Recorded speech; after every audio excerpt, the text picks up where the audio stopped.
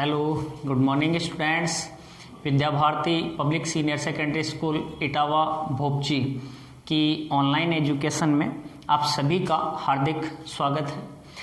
हम बात कर रहे हैं एग्रीकल्चर बायोलॉजी की, कृषि जीव विज्ञान की।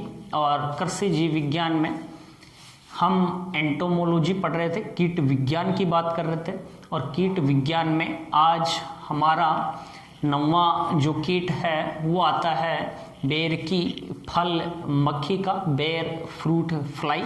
ये महत्वपूर्ण कीट है। और बेर जो है, बेर का जो फल है उसको मेनली क्या करता है, नुकसान पहुंचाने का काम करता है।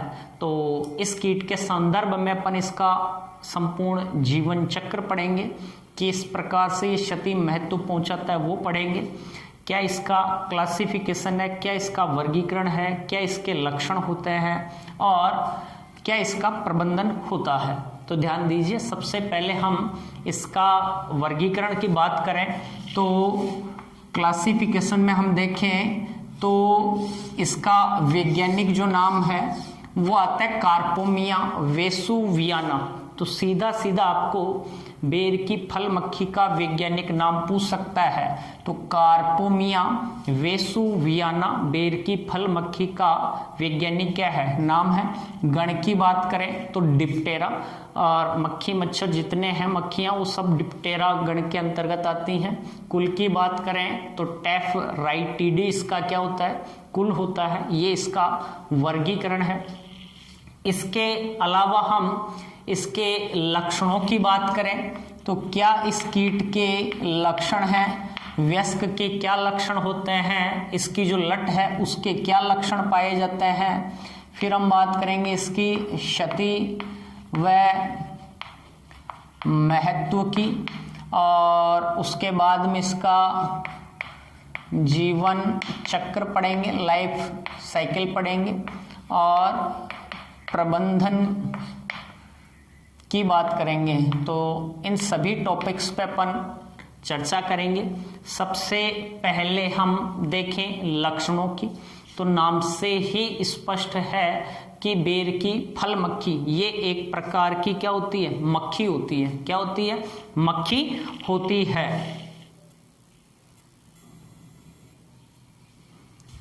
तो ये जो मक्खी है, इस मक्खी की क्या विशेषताएं हैं।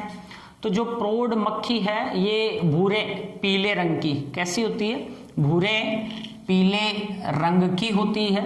इसके अलावा इसका जो वक्ष है, इसके वक्ष पर भूरे रंग की अनुद्विद्य क्या पाई जाती हैं, पट्टियां पाई जाती हैं। ये जैसे इसका पूरा वक्ष भाग है ना, इस वक्ष भाग पर ऐसे हमें भूरे रंग की क्या दिखाई देती हैं, पट्टियां सी नजर आती हैं। इस जो फल, ये जो मक्खी है ना, इस मक्खी के पूरे वक्ष भाग पर भूरे रंग की क्या दिखाई देती हैं, पट्टियां। और भूरे पीले रंग की सी ये क्या होती है, मक्खी होती है। भूरे पीले रंग की ये क्या है, मक्खी है।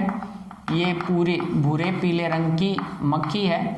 और वक्ष भाग पर अपन देखें तो हमें भूरे रंग की क्या दिखाई देती हैं, पट्टियां सी हमें क्या होती हैं, नजर आती हैं, अनुदैर्ध्य पट्टियां। पंख जो हैं, पंखों पर धूसर भूरे रंग के, यहाँ ये इसके पंख हैं तो पंखों पर धूसर भूरे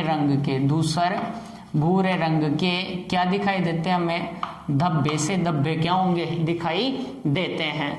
ठीक है। इसके अलावा ये तेज उड़ सकती है, तेज उड़ने वाली क्या होती है, मक्खी होती है। लेकिन इसे अपन पकड़ सकते हैं कब, जब यह फलों के ऊपर क्या देती है, अंडे देती है, उस समय इसे पकड़ा जा सकता है, अन्यथा इसे नहीं पकड़ सकते हैं। तो तेज उड़ने वाली होती है। सर्दियों में ही ये क्या होती है, सक्रिय होती है। अप्रैल से अगस्त तक ये कौन सी अवस्था में, अपनी कोशित अवस्था में, कौन सी अवस्था में, कोशित अवस्था में, शीत निष्क्रियता में चली जाती है। किस में चली जाती है, शीत निष्क्रियता को क्या करती है, दर्शाती है, शीत निष्क्रियता को दर्शाती है। केवल सर्दियों में क्या होती है, सक्रिय। बाकी जो गर्मियां हैं अप्रैल से अगस्त तक ये कोशित अवस्था में प्यूपा स्टेज में रहती है और निष्क्रिय अवस्था दर्शाती है। जिस प्रकार एक मक्खी की शारीरिक संरचना है वैसे ही इसकी क्या होती है, शारीरिक संरचना पाई जाती है। अब इसके जीवन चक्र में वयस्क है, अंडे हैं, मेगट या लट है और कोशित अवस्था, 4 इसकी क्या पाई जाती हैं, अवस्थाएं। तो वयस्क अवस्था के अपन ने लक्षण पढ़ लिए और इसकी जो मेगट अवस्था है उसके लक्षणों को अपन देखें। लट अवस्था की तो ये मटमेले सफेद रंग की होती है, मटमेले सफेद रंग की इसकी मेगट अवस्था होती है। और क्षति जो पहुंचाई जाती है इसकी केवल और केवल मेगट, इसकी जो लट है इसकी लट को अपन क्या करें, मेगट। तो क्षति जो पहुंचाई जाएगी वो केवल और केवल किसके द्वारा, मेगट जो होगी, लट जो होगी उसी के द्वारा क्या पहुंचाई जाती है, क्षति पहुंचाई जाती है। वयस्क जो है उसके द्वारा यहाँ क्षति नहीं पहुंचाई जा रही है, तो लट जो है उसी के द्वारा फलों को आदि को खाकर क्षति पहुंचाने का क्या किया जाता है, कार्य किया जाता है। अब यहाँ अपन इसका लाइफ साइकिल देखें उससे पहले इसके सामान्य और लक्षणों की देखें। तो बेर जो है ना, बेर में एक तो 2 प्रजातियां होती है, जिजीफर मोरिसियाना और जिजीफर जुजुबा। 2 जो प्रजाति हैं उन्हें अधिक नुकसान पहुंचाती है। किस किस को, जिजीफर मोरिसियाना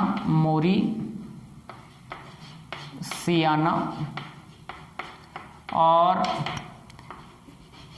जिजीफर जुजुबा, ये प्रजातियां हैं 2। इन 2 प्रजातियों को बेर की, ये जो 2 प्रजातियां हैं इनको ये सबसे ज्यादा नुकसान पहुंचाने का क्या करती है, कार्य करती है। देखो इसके लाइफ साइकिल जो है इसी के साथ साथ इसके क्षति और महत्व की अपन क्या करते हैं, बात करते हैं। तो ये वयस्क है, वयस्क नर और जो मादा है वो आपस में मैथुन की क्रिया करेंगे। मैथुन की क्रिया करने के बाद में मादा द्वारा, मादा जो कीट है, मादा जो मक्खी है, मादा द्वारा अविकसित फलों पर क्या दिए जाते हैं, अंडे। और जब ये अंडे देती है तो अपना जो उदरीय भाग है, उदरीय भाग को जो कच्चे फल हैं उनके अंदर क्या कर लेती है, धंसा लेती है। तो जैसे ये फल है, ये उदरीय भाग है, तो यहाँ से ये पीछे से क्या करती है, फलों के अंदर फल की बाह्य त्वचा में छोटा सा क्या करती है, छेद करती है। 1 mm का छेद करती है और छेद करके 1 या जो 2 अंडे हैं तंतुनुमा, उन अंडों को फलों के अंदर क्या कर देती है, दे देती है। जहां पर इसने अंडे दिए हैं वहां से फल वृद्धि नहीं करेगा, उस स्थान से फल वृद्धि नहीं करता और फल क्या हो जाता है, काणा हो जाता है और आकार भी उस फल का क्या हो जाता है, बिगड़ जाता है, विकृत हो जाता है। आकार भी क्या हो जाता है, बिगड़ जाता है और वो फल जो है वो खाने लायक नहीं रहता और जल्दी ही, समय से पूर्व ही वो नीचे क्या हो जाता है, झड़ जाता है। तो इस प्रकार से ये जो फल है वो खराब हो गया, काणा हो गया, आकार क्या हो गया, विकृत हो गया। अब इसने क्या होता है, इसने जो अंडे अंदर दिए ना, वो अंडे क्या करेंगे, 2 से 3 दिन बाद में उन अंडों से क्या निकलेंगी, मेगट निकलेंगी। क्या निकलेंगी, मेगट निकलेंगी। तो अंडे दिए। अब यहाँ एक फल की अपन बात करें तो यहाँ जरूरी नहीं कि 1 mm का एक ही छेद करेगी, अलग अलग स्थानों पर इसके द्वारा अलग अलग छेद करके बहुत सारे क्या दिए जा सकते हैं, अंडे दिए जा सकते हैं। अब इन अंडों से 2 से 3 दिन बाद में क्या निकल आएंगी, मेगट निकल आएंगी, इसकी लटें निकल आएंगी। ये जो मेगट हैं वो मटमेले सफेद किसकी होती हैं, रंग की होती हैं और केवल लट या मेगट जो है वही क्षति पहुंचाती है। ये लट क्या कर रही है, अंदर ही अंदर फलों का जो कोमल भाग है ना, जो गुद्दा है, उस गुद्दे को क्या कर जाती है, खा जाती है और फल जो है वो गुठली के पास से क्या होने लग जाता है, सड़ने लग जाता है, सड़ जाता है। और एक फल से लगभग 18 तक क्या निकल सकते हैं, मेगट या लटें क्या हो सकती हैं, निकल सकती हैं। तो इसकी जो लट अवस्था है, ये जो लट अवस्था है, उसी के द्वारा यहाँ क्षति पहुंचाने का क्या किया जाता है, कार्य किया जाता है। तो मेगट जो अवस्था है वो क्षति पहुंचा रही है। कैसे, फलों के अंदर जाकर ये जो कोमल भाग होता है, जो गुदा होता है, उसको क्या कर जाती है, खा जाती है और जो फल है वो धीरे धीरे क्या हो जाता है, सड़ जाता है, सड़कर कहाँ, नीचे गिर जाता है। एक फल से लगभग 18 तक क्या निकल के आती है, मैगट जो है वो बाहर निकल कर आती हैं और ये जो मैगट हैं वो 7 से 10 दिन में धीरे धीरे क्या हो जाएंगे, विकसित हो जाएंगे और विकसित होने के बाद में किस में चेंज हो जाएंगे, कोशित अवस्था में या कोश में चेंज हो जाएंगे, प्यूपा में चेंज हो जाएंगे और लगभग 12 से 15 सेंटीमीटर गहराई में कहाँ, भूमि में, कहाँ चले जाएंगे, भूमि में 10 से 12 सेंटीमीटर कहाँ चले जाएंगे, गहराई में चले जाएंगे और प्यूपा में चेंज हो जाएंगे। लगभग 14 से 30 दिन तक ये प्यूपा अवस्था में रहेंगे और उसके बाद में ये वयस्क बन करके आएंगे, बाहर निकल आते हैं। तो ये जो मक्खी है इसका सबसे छोटा जीवन चक्र है, लगभग 24 दिन में ये अपना जीवन चक्र है वो पूरा कर लेती है, कंप्लीट कर लेती है। तो इस प्रकार से इसका जो लाइफ साइकिल है, जीवन चक्र है वो चलता रहता है। कैसे ये क्षति पहुंचा रही है, क्या इसके जो लक्षण थे वो जो है इनकी अपन ने सबकी क्या की है, बात की है। और सर्दियों के अंतर्गत ही ये सक्रिय रहती है, गर्मियों में ये क्या हो जाती है, निष्क्रिय अवस्था में चली जाती है। तो इस प्रकार से अपन देखें तो एक वर्ष में इसकी 3-4 जो पीढ़ियां हैं वो हमें क्या होती हैं, दिखाई देती हैं या नजर आती हैं। उसके बाद में अपन बात करें इसका क्या प्रबंधन कर सकते हैं, क्या मैनेजमेंट कर सकते हैं। तो प्रबंधन में एक तो आता है सस्य प्रबंधन, कौन सा, सस्य प्रबंधन, और एक आता है यहाँ रासायनिक प्रबंधन, कौन सा, रासायनिक प्रबंधन। तो एक तो है सस्य प्रबंधन और एक है इसका रासायनिक प्रबंधन। तो सस्य प्रबंधन की अपन बात करें तो सस्य प्रबंधन में तो जो किसान है वो अपनी जागरूकता से कीट नियंत्रण हेतु यहाँ जो किसान है उसके द्वारा यहाँ सस्य प्रबंधन में मई, जून और दिसंबर के लगभग जो किसान है उस किसान को क्या करना चाहिए, जो बेर का पौधा है ना, जो बेर का पादप है उसके आसपास गहरी क्या करनी चाहिए, खुदाई करनी चाहिए, ताकि इसकी जो प्यूपा अवस्थाएं छुपी हुई हैं वो बाहर निकल कर आ सके, बाहर आ जाएं और उनको बाहर आने पर क्या कर दिया जाए, नष्ट कर दिया जाए। इसके अलावा जब इसके जो फल हैं वो सड़कर जो फल नीचे गिरे ना तो उनसे जो लटे हैं वो भूमि में जाकर प्यूपा में नहीं बदले, तो सड़े हुए जो फल हैं उनको रोज इकट्ठा करें, इकट्ठा करके या तो पशुओं को खिला दें या उन्हें मिट्टी में गहराई तक क्या कर देना चाहिए, हमें दबाकर देना चाहिए ताकि वो क्या हो जाए, नष्ट हो जाए। इस प्रकार से 2 प्रकार से सस्य प्रबंधन द्वारा इसका नियंत्रण किया जा सकता है। अब रासायनिक प्रबंधन में आता है कि जब इसमें पुष्पन फलन और धीरे धीरे जो इसके फल बनने लगते हैं, छोटे छोटे फलों का क्या होने लगता है, निर्माण होने लगता है, उसी समय किसान को यहाँ रासायनिक जो कीटनाशक दवाई है उसका यहाँ क्या करना चाहिए, छिड़काव करना चाहिए। जैसे मिथाइल डेमेटोन एक दवाई है यहाँ, मिथाइल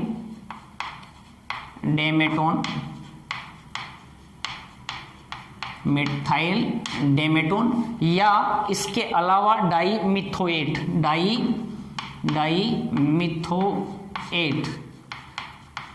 जो रासायनिक दवाइयां हैं इनका छिड़काव करना चाहिए जब छोटे छोटे फल लगना क्या हो जाते हैं, प्रारंभ हो जाते हैं, ताकि ये जो मक्खी है उन पर नहीं बैठे और उन पर अंडे नहीं दे। तो इस प्रकार से हम क्या कर सकते हैं, इस कीट या इस मक्खी के प्रकोप से अपनी जो बेर की फल हैं उन्हें क्या कर सकते हैं, बचा सकते हैं। ठीक है, उम्मीद है समझ में आया है। धन्यवाद सभी को। जय हिंद, जय भारत।